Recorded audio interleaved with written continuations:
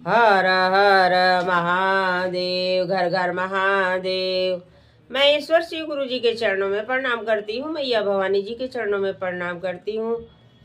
गणेश भगवान कार्तिकेय भगवान के चरणों में प्रणाम करती हूँ। साहब दीदी के चरणों में प्रणाम करती हूँ। सभी देवी देवता के चरणों में प्रणाम करती हूँ। सभी गुरु भाई गुरु बहन के चरणों में प्रणाम करती हूँ।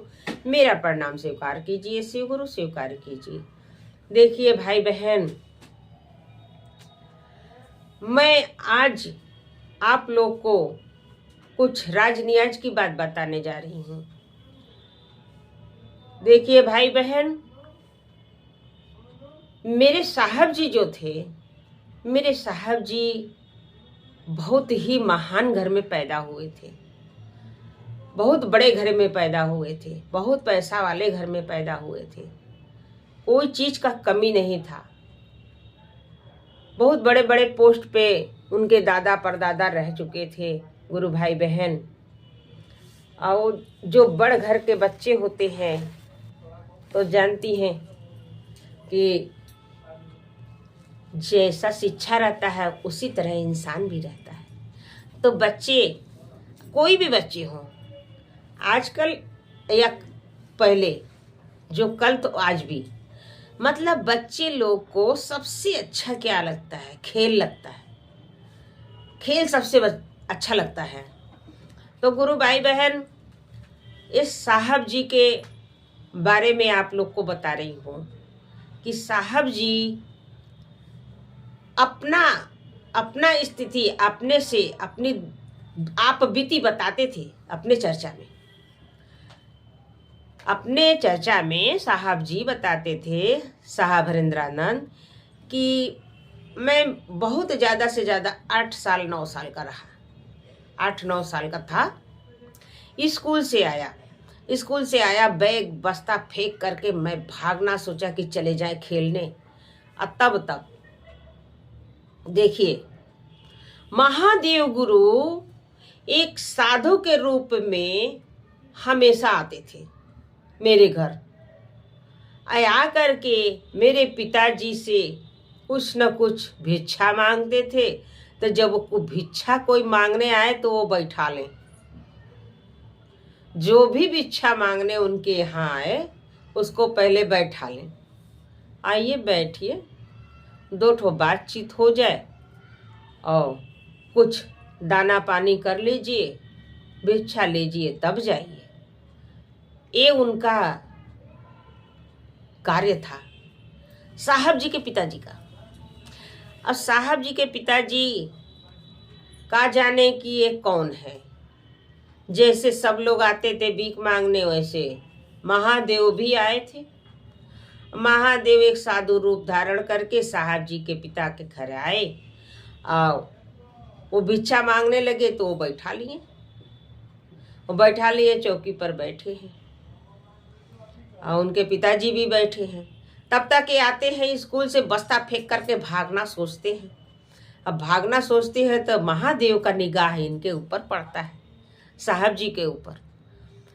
तो कहते हैं, अरे हरेंद्रानंद सुनो सुनो सुनो बेटा, जरा सुन लो। तो कहें, का बाबा जल्दी बोलिए, हमको खेलने जाना है, जल्दी बोलिए बाबा। कहें, बेटा ऐसा है कि एक सीख लिया दो। सीख, दांत में कुछ फंस गया है, खाना खाए हैं और दांत में कुछ फंस गया, एक सीका दे दो। दांत में से खोदना है दांत को। अब ये सोच रहे हैं, अब लो, अब ये फसावड़ा बचा दिए साधु बाबा, अब कहाँ सीख खोजने जाएं। एक ठो झाड़ू खड़ा था, वो झाड़ुया में से सीखवा तोड़ के ले जाके दे दिए। झाड़ू में से सीख तोड़ करके ले जा करके साधु बाबा को दे दिए। साधु बाबा के दे करके फिर सोच रहे हैं भागे। अरे ये हरेंद्रानंद सुनो सुनो सुनो, भागो मत बेटा, रुको, ये बताना है ना तुमको कि ये सीख कहाँ से लाए हो। अरे बाबा सीख मांग रहे थे, हम सीख दे दिए, अब हम जा रहे हैं, हमको जाने दीजिए, हमको खेलने जाना है ना। तो कहे, हाँ बेटा खेलने जाना, ये बता दो सीख कहाँ से लाए। तो करें, अरे बाबा हुआ देखो झाड़ू खड़ा है, उसी में से तोड़ के दिए हैं। तो कहें, बताओ बेटा, झाड़ू के सीख से हम दांत खोदेंगे? तो कहे नहीं बाबा, हम झाड़ू के सीख से तो नहीं खोदेंगे। कहे तब कुछ देखना चाहते हो? तब तो ये चुप हो गए कि का दिखाएंगे भैया। अब ये खड़े हो गए। अब वो झाड़ू का सीख जो हाथ में पकड़ाए थे उसको टुकड़ी टुकड़ी टुकड़ी टुकड़ी बाबा करके फेंक दिए। और जब फेंक दिए तो सब सांप बन के रेंगने लगा गुरु भाई बहन। और जब रेंगने लगा तब ये डरने लगे। साहब जी कह रहे हैं कि जब फेंक दिए बाबा तोड़ करके सिक्का को तो हम डरने लगे कि ये तो बहुत बड़े बाबा हैं भैया, इनके पास बहुत पावर है। ये तो सिक्का को तोड़ के फेंक दिए तो ये सांप बन गया, तो ये तो जादूगर लग रहे हैं। तब उनका पैर पकड़ने लगे, उनका पैर पकड़ लिए। साहब जी कहे तब मैं पैर पकड़ लिया बाबा का, वो साधु बाबा का पैर पकड़ लिया। साधु बाबा हमको ये जादू बता दीजिए, हमको भी सांप बनाना है। अब देखिए उनको सांप बनाना है। कह रहे हैं साधु बाबा हमको सांप बनाना है, हमको बताइए कि ये सांप कैसे बनाए हैं, कौन सा जादू किए हैं, ये सांप कैसे बनाए, हमको बता दीजिए। तो कह रहे हैं बेटा हम जादूगर नहीं हैं, जादूगर लोग तो श्मशान पर मिलते हैं और हम तो एक साधारण भिखारी हैं और तुम्हारे घर आज से नहीं, मैं बहुत दिनों से आता हूँ। तुम्हारे दादा परदादा बहुत आगे तक सब लोग थे, तब से आता हूँ और यहाँ कुछ भिक्षा मिल जाता है, कुछ दाना पानी मिल जाता है, इज्जत सम्मान मिलता है, यही लिए आते हैं। तो वहाँ कौन जानता है कि ये महादेव हैं, यही लिए आते हैं बेटा, हम नहीं बता पाएंगे। देखिए अभी तुम्हारा पढ़ने लिखने का उम्र है, तुम पढ़ो लिखो। तो कहें जब बतैबे नहीं करेंगे तो हम का करे के रुके। फिर भागने लगे तो फिर सोच रहे हैं कि क्या करें, बताएं कि ना बताएं, बताएं ना बताएं। ये अपना सोचने लगे। तब से उनके पिताजी से बातचीत होने लगा, वो अपना खेलने भाग गए। उनके दिमाग में वही बसा है, वही बसा था गुरु भाई बहन। वो अपना खोज में थे कि हम कब और कैसे श्मशान जाना शुरू करें। अब इतने दिन पर तक पढ़ाई लिखाई किए, नौकरी चाकरी मिला और फिर उनका शादी विवाह हो गया। जब शादी विवाह होने के बाद नीलम दीदी जब घर पर आ गईं, जब नीलम दीदी घर पे आ गईं तो अब देखिए अभी नया नया शादी हुआ है। अभी साहब जी क्या कर रहे हैं कि नीलम तू हमारा एक सहयोग करना, हमको देखो कुछ जादू सीखना है और श्मशान हम जाएंगे, हम दूसरे दरवाजे से जाएंगे, तुम दरवाज़ा बंद करके सो जाना। कोई भी पूछे तो बताना मत कि कहाँ गया, इतना हमारा सहयोग करना। तो कह रही है ठीक है, कोई बात नहीं है, जाइए सीखिए। वो रोकी नहीं। अब वो श्मशान जाने लगे। अब वहाँ महादेव के रूप में वहाँ दूसरा रूप बना बना करके शैतान आने लगा।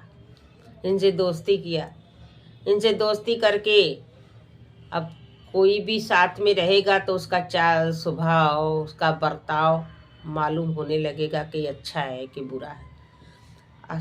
ठीक महादेव का रूप बना के आता था, महादेव का रूप बना करके आता था। गुरु भाई बहन साहब जी बताते थे कि उसी तरह चंद्रमा लगाए रहे, सांप लपटाए रहे और कंठी माला सब शिव गुरु के तरह पहने रहे, हाथ में त्रिशूल डमरू सब कुछ है, मालूम पड़े कि एकदम महादेव है। अब मेरे पास आकर के बैठ जाते थे। तो जब हम कहते थे कि बाबा हमको जादू सीखना है, तो कहें अभी तपस्या करो, अभी तपस्या करो। खाली हमसे कहे कि तपस्या करो तपस्या करो तपस्या करो। अब मैं घर से जाता था तो सोचता था कि वो बाबा भी आएंगे, हम भी हैं, तो कुछ न कुछ खाने पीने का सार सामान ले लेके जाते थे। और दोनों लोग खाते थे और उसको खाने पीने को मिलता रहा, अपना साथ में रहता था। और कुछ न सिखाया न बताया, न कुछ उसके पास रहेगा कुछ तो बताएगा। साहब जी कहे 3 साल बीत गया, कुछ नहीं बताया, तो हम अपना कन्नी काटना शुरू किए, तो मेरा पीछा करना शुरू कर लिया। वो तो था शैतान, वो तो था शैतान। गुरु भाई गुरु बहन, साहब जी को परेशान करने लगा, साहब जी को परेशान करने लगा। क्यों नहीं आएंगे, क्यों नहीं चलेंगे, क्यों नहीं देंगे, ऐसे ऐसे। और जब एकदम कहे ना हमको नहीं जाना है, हम नहीं करेंगे, नहीं जाएंगे, हमारा मन, तो परिवार को भी परेशान करने लगा। परिवार को परेशान करने लगा तो वही परेशानी में वो अपने पार्क में बैठ करके सोच रहे थे कि किससे कहें, किससे ये परेशानी को कहें। अब तो कोई रास्ता नहीं समझ में आता। तब महादेव का आकाशवाणी हुआ है नमः शिवाय का, तो नमः शिवाय मंत्र मिला है। तो फिर साहब जी प्रार्थना करके उसमें जोड़े हैं, महादेव से भी कहें कि आप दया कीजिए, मैं बताता हूँ, पहले हमको बताइए, हमारा दुख दूर हो। पहले साहब जी को बताएं कि पहले दया मांगो, चर्चा करो, नमः शिवाय करो। 3 कार्य को जब करने लगे, साहब जी को आराम मिलने लगा। परिवार को बताए, नीलम दीदी को बताए, नीलम दीदी करने लगी, नीलम दीदी बच्चों से करवाने लगी, नीलम दीदी फिर अड़ोस पड़ोस को बताने लगी, फिर साहब जी भी अड़ोस पड़ोस को बताने लगे।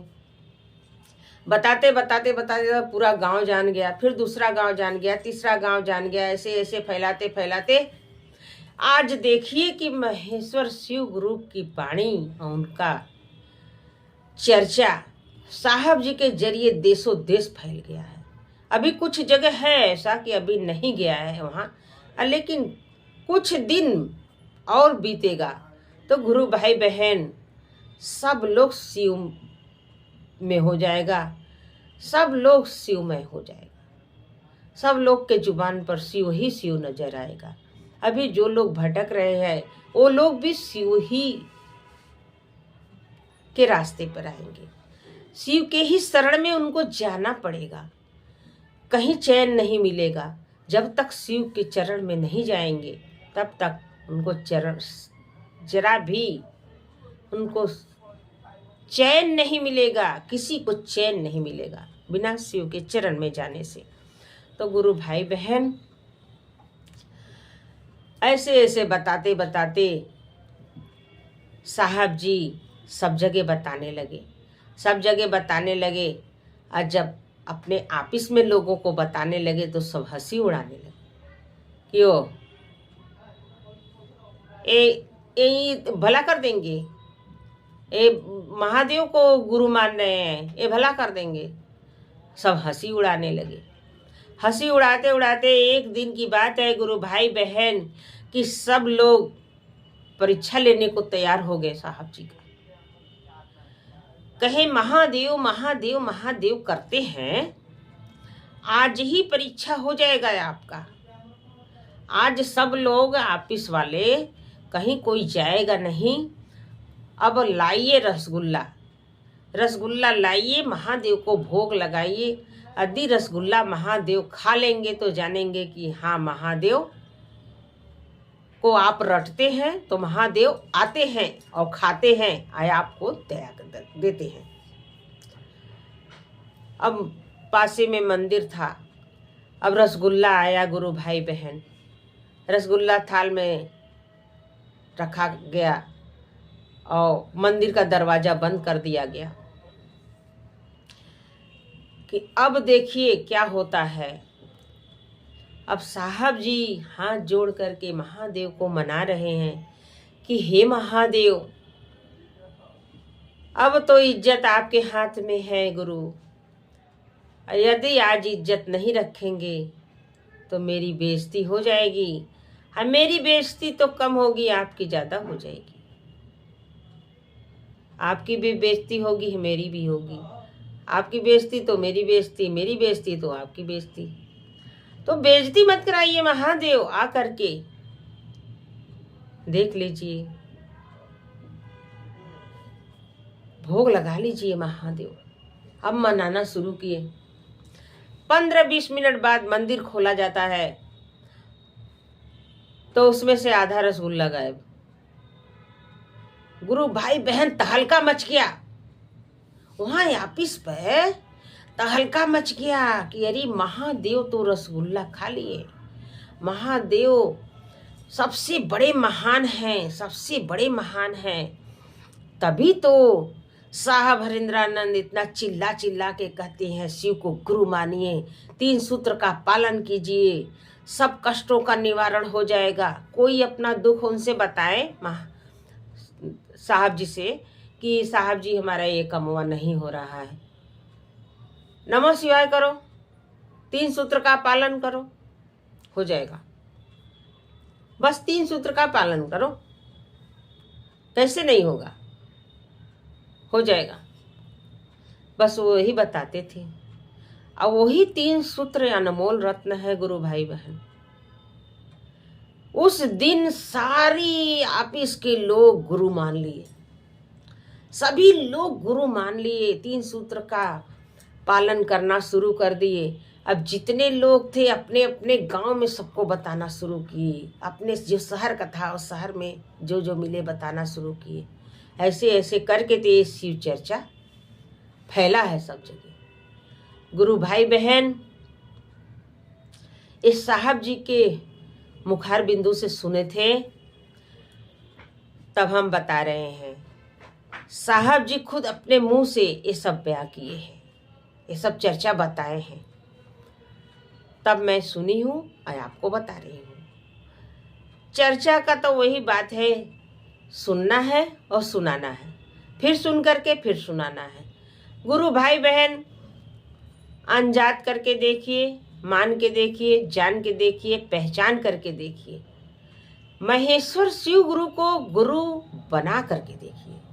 जो नहीं बनाया है वो जरूर बनाए, जरूर माने और 3 सूत्र का पालन करे। जिसको विश्वास नहीं है उसको भी शिव गुरु दया करते हैं, अंधविश्वास में भी दया करते हैं। तो जो विश्वास करेगा उसके ऊपर कितना करेंगे, उसके ऊपर तो बहुत दया करेंगे।